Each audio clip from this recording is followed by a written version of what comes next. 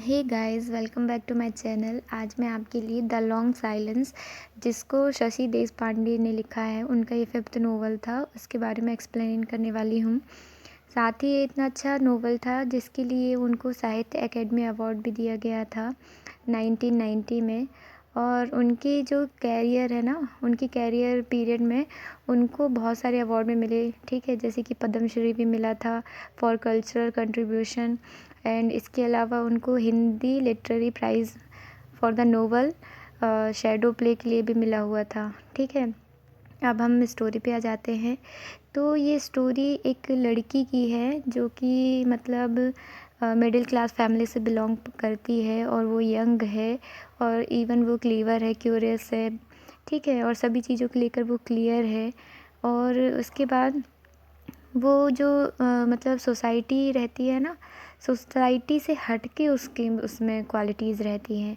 लेकिन यहाँ पे क्या होता है, उस लड़की का नाम जया है, और जो जया की दादी माँ है ना, वो उनको हमेशा समझाती रहती हैं, बोलते रहती हैं कि ठीक है, तुमको मतलब अपने आप को ग्रो अप करना पड़ेगा, ठीक है, और इवन ताकि तुमको एक अच्छा हस्बैंड मिल सके। तो और वो बहुत सारी स्टोरीज़ भी बताती थी उसको कि इस तरीके से एक लड़की को होना चाहिए ताकि उसको एक अच्छा हस्बैंड मिल सके, ठीक है। लड़की को सिविलाइज्ड होना चाहिए, कल्चर्ड होना चाहिए, इसके अलावा उसको कुकिंग आनी चाहिए, घर की साफ़ सफाई करते हुए आना चाहिए, घर के काम आना चाहिए, खाना बनाना, ठीक है।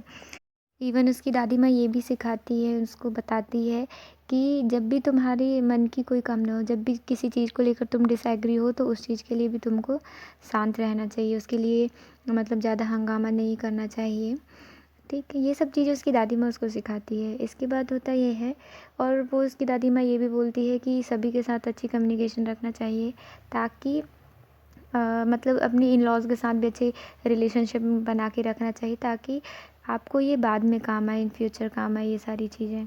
और जो सास ससुर इन लॉज़ होते हैं ना, उनकी नज़रों में भी अच्छा रहना चाहिए, ताकि वो आपको इन फ्यूचर चीज़ों के लिए हेल्पफुल हों।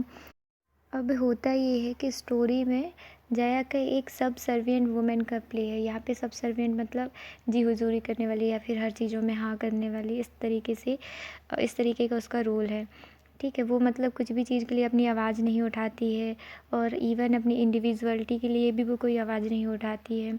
वो एक ऑथर रहती है, मतलब जब भी वो फ्री रहती है ना, तो वो लिखना ज़्यादा पसंद करती थी, लेकिन अपनी फैमिली के मतलब फैमिली के लिए वो इतनी डिवोटेड थी, जिसकी वजह से वो एक सक्सेसफुल ऑथर नहीं बन पाती है।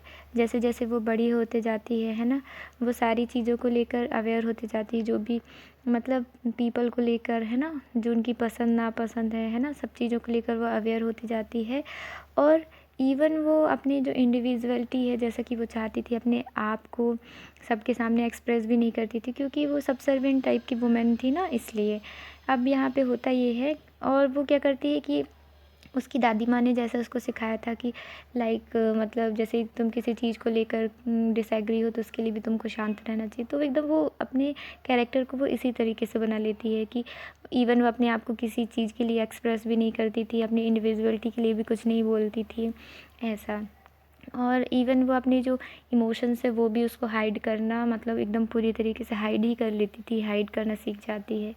इसके बाद होता ये है कि जया की जो लाइफ रहती है ना, वो एकदम मतलब इस तरीके से हो जाती है कि वो अपने आप को अपनी ही लाइफ में एकदम घुटन सी महसूस करने लगती है। उसकी लाइफ में एकदम पूरी लाइफ में साइलेंस ही साइलेंस रहता है, और जो कि उसके चाइल्डहुड से लेकर उसकी मिडिल एज तक उस वो जो उसका साइलेंस रहता है ना कहीं उसको परेशान करता रहता है, क्योंकि वो अपने आप में हर मतलब खुद के में और इंडिविजुअलिटी में ही बिलीव करती थी ना, इसलिए ये चीज़ें उसको ज़्यादा हर्ट करती थी।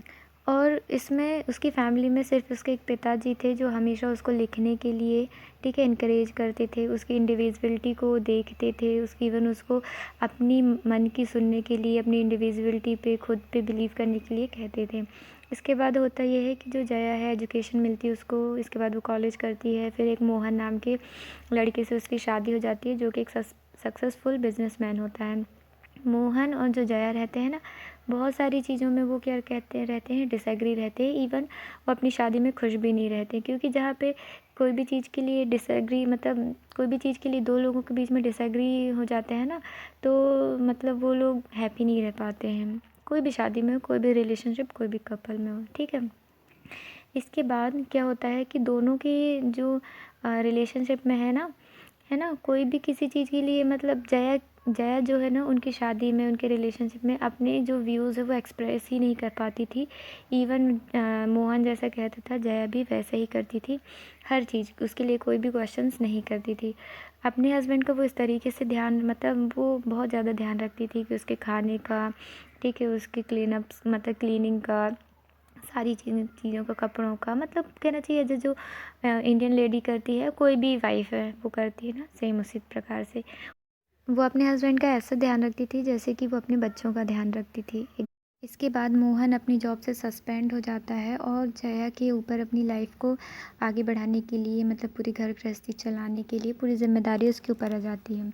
इसके बाद जया और मोहन अपने, मतलब जहाँ वो रहते थे अपार्टमेंट में ना, उसको छोड़कर एक छोटे से घर में शिफ्ट हो जाते हैं, जो कि मतलब कहना चाहिए कि कोई बड़े घर में रह रहा हो, अच्छी फैसिलिटीज़ के साथ रह रहा हो, बट मतलब मनी की शॉर्टेज की वजह से वो कोई छोटे घर में, है ना, मतलब मूव हो जाते हैं। तो कुछ भी हो, उनके मन में बहुत सारी चीज़ें चलती रहती है सब चीज़ों को लेकर कि पहले हम इतने अच्छे तरीके से रहते थे और अब नहीं रह पा रहे हैं। कहीं न कहीं सब चीज़ों की वजह से रिश्तों में तनाव आ जाता है और वो अपने बच्चों को अपने रिलेटिव्स के यहाँ छोड़ देते हैं, अपने साथ उस छोटे से घर में लेकर नहीं आते हैं। इसके बाद जया को अपनी फैमिली इनकम के लिए पूरी सारी ज़िम्मेदारी आ जाती है उसके ऊपर ना, तो क्या होता है वो लिखना शुरू करती है।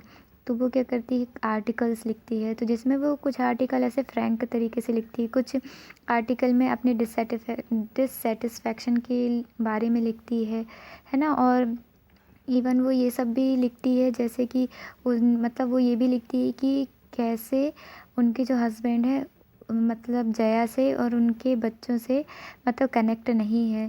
तो इन सब चीज़ों, मतलब टोटल कहना चाहिए वो अपनी पर्सनल लाइफ के बारे में उस आर्टिकल में लिखती है ना। और इन सब आर्टिकल को पढ़कर मोहन खुश नहीं होता है, लेकिन वो कुछ नहीं कहता क्योंकि उसके पास कोई कहने के लिए ऑप्शन ही नहीं रहता है। अगर जया लिखना छोड़ देगी तो फिर उनकी घर गृहस्थी नहीं चल पाएगी ना, इसलिए। लेकिन जो जया रहती है ना, उसकी मतलब देखो, हमारे मन में अगर कोई बात चलती रहती है तो, और हम उस बात को किसी को एक्सप्रेस नहीं कर पाते हैं, बोल नहीं पाते हैं, तो हमारा बिहेवियर थोड़ा चेंज हो जाता है। तो वैसा ही यहाँ पे मोहन के साथ होता है। तो जो जया है ना, मोहन के बिहेवियर को देख के समझ जाती है कि जो वो लिख रही है वो उसे पसंद नहीं आ रहा है। इसके बाद क्या होता है कि बाद में मोहन के ऊपर कोर्ट का ट्रायल चलता है और उससे उस मतलब जो उसने घपला मतलब घोटाला किया रहता है ना, उसके बारे में ज़िम्मेदार ठहराया जाता है, उसको जॉब से निकाल दिया जाता है। इसके बाद कुछ समय बाद जया की जो सिस्टर है कुसुम कुसुम वो आती है उससे मिलने के लिए और अपने बताती है कि मेरे जो पति था वो बहुत मतलब मारा पीटी करता था, तो मैंने उसको छोड़ दिया है।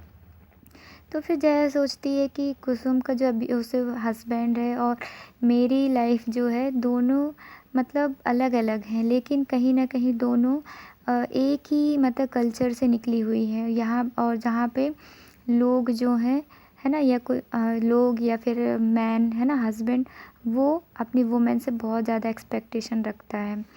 इसके बाद होता ये है कि कुछ समय के बाद, है ना, जया से मिलने उसका भाई आता है जो कि मोहन के बारे में मतलब हार्शली बात करता है, अच्छे से बात नहीं करता है। और ये सब चीज़ों के बारे में जब मोहन को पता चलता है कि जया का भाई उसके बारे में अच्छी बातें नहीं कर रहा था, तो वो जया पे गुस्सा होता है।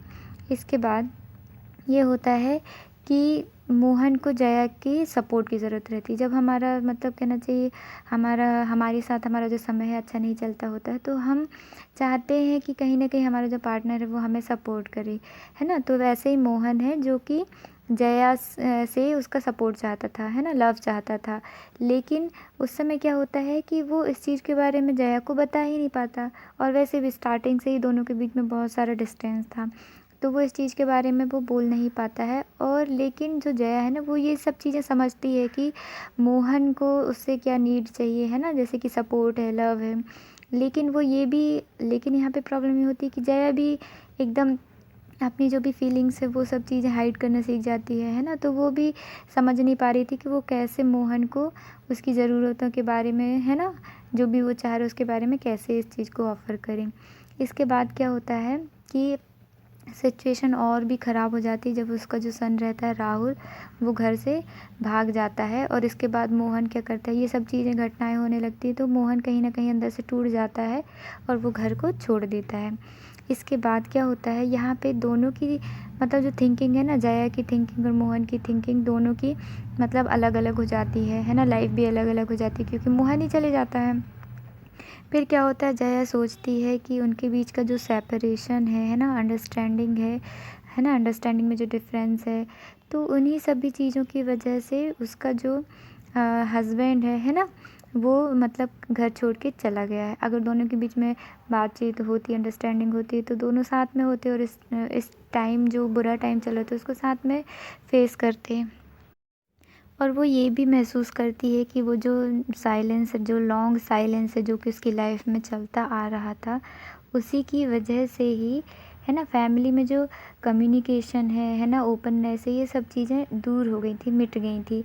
और यही सब चीज़ों की वजह से उसके हस्बैंड का जो बुरा समय था वो और ज़्यादा उसके लिए डिफ़िकल्ट हो गया। इसके बाद है ना, जया के मतलब जया की मुलाकात एक मिस्टर कामत से होती है ना, जो कि कहना चाहिए जया से एज में बड़े थे और वहीं जहाँ पे जया रहती थी ना, उसी बिल्डिंग में रहती थी। तो मतलब वो सारी चीज़ें जया को समझाते हैं है ना, कि वो बोलते हैं कि अपने आप को, अपने रिलेशनशिप को वो एक्सप्रेस करना स्टार्ट कर दे, है ना। क्योंकि जब तक हम अपना लव हमारे हस्बैंड को या मतलब अपने कपल को, अपने पार्टनर को या किसी भी चीज़ को, जब तक कि हम जैसे पेरेंट्स को ही लेकर देख लो है ना, जब तक अपने पेरेंट्स को हम अपना लव शो नहीं करेंगे तो वो कैसे समझेंगे कि हाँ हम उनसे प्यार करते हैं। ये एक अंडरस्टैंडिंग तो रहती है कि हाँ बच्चों के बीच में, पेरेंट्स के बीच में रहता है अंडरस्टैंडिंग, लेकिन जब हम अपना लव, अपनी केयरिंग उनको दिखाते हैं तो उनको भी खुशी मिलती है। ऐसे ही हम भी उनसे चाहते हैं कि वो भी हमारे साथ अच्छे से रहें, अच्छे से बिहेव करें, अच्छे से समझाएं हमें। तो यही सब चीज़ें ये जो मिस्टर कामत है ना, ये समझाते हैं जया को। इसके बाद फिर क्या होता है बुक में, फिर एक मतलब फिर इसके बाद एंडिंग आ जाती है। एंडिंग में ये होता है कि मोहन जो है ना, जया को एक टेलीग्राम सेंड करता है और बोलता है कि मैं बहुत जल्दी घर वापस आ जाऊँगा और उसकी जॉब उसको वापस मिलने वाली है। ये सब सुन के जया खुश हो जाती है क्योंकि वो तो ऑलरेडी मिस्टर कामत की बात को सुन के क्या होती है कि वो ऑलरेडी अपने आप को चेंज करती है। वो सोचती है कि ठीक है, मैं अपने हस्बैंड के साथ अपना रिलेशनशिप सुधारूँगी, अपने आप को एक्सप्रेस करूँगी, अपनी इंडिविजुअलिटी को शो करूँगी, अपने पॉइंट ऑफ व्यूज़ को शो करूँगी, है ना, ये सब चीज़ें।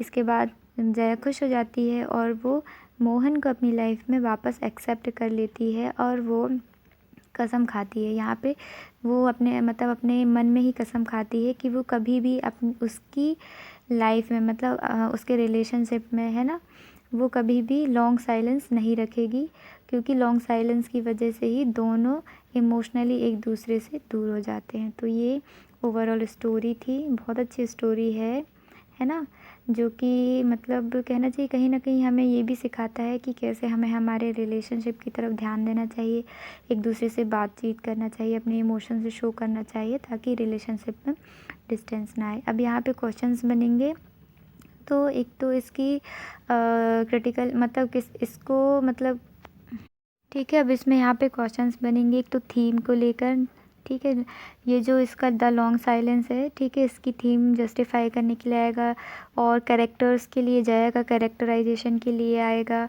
समरी के लिए आ सकता है, ठीक है। और इन सब और ये एक अगर जैसे कि ऑथर को लेकर आए ना, तो इसमें ये शशि देशपांडे है ना, इसकी जो अचीवमेंट है या फिर किस प्रकार से इसने इंडियन राइटिंग में अपना मतलब योगदान दिया है, इन सब चीज़ों के लिए क्वेश्चंस बन सकते हैं।